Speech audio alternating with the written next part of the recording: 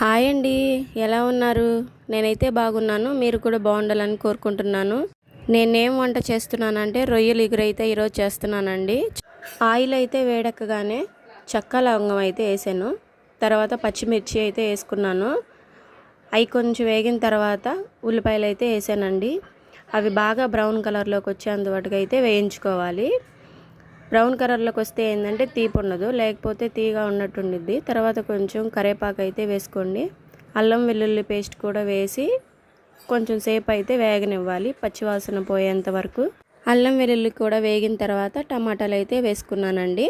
తర్వాత అయితే దానిలోకి మగ్గడానికి కొంచెం అయితే ఉప్పు వేసుకున్నానండి. ఉప్పు వేసిన తర్వాత కలిపెట్టి కొంచెంసేపు మూత పెట్టాలి. ఒక 5 నిమిషాలు ఆయిల్ ఉప్పు వాటికి పట్టేంత వరకు అయితే కొంచెం కలుపుకోవాలండి. తర్వాత దానిలోనికి నేనైతే కొబ్బరి పొడి రెడీ చేసుకున్నాను, అదైతే వేసాను. అది కూడా కొంచెం వేగిన తర్వాత ముందుగానే ఉడకపెట్టుకున్న రొయ్యలు అందులో అయితే వేసాను. కొంచెం సేపు అది తిప్పిన తర్వాత మూత పెట్టుకోవాలి. ఆ ఆయిల్ ఆ ఫ్లేవర్ అంతా దానికి పట్టిన తర్వాత కొంచెం కారం అయితే వేసుకున్నానండి. కారం వేసిన తర్వాత గరం మసాలా అయితే వేసాను. ఆ కారంలోనే కొంచెంసేపు అయితే ఉడికించాను. 5 నిమిషాలు అయితే పెట్టుకున్నానండి. తర్వాత మూత తీసి ఒక గ్లాస్ వాటర్ అయితే పోసాను. వాటర్లో బాగా ఇంకితే అప్పుడైతే మనకి ఇగురు అయితే రెడీ అవుతుంది. మామిడి పళ్ళు చూసారా, నాకు ఫ్రూట్స్లో అన్నిటికల్లా మామిడి పళ్ళు అంటేనే తింటానండి, బాగా ఇష్టం. చూసారా, కూర అయితే దగ్గర పడింది.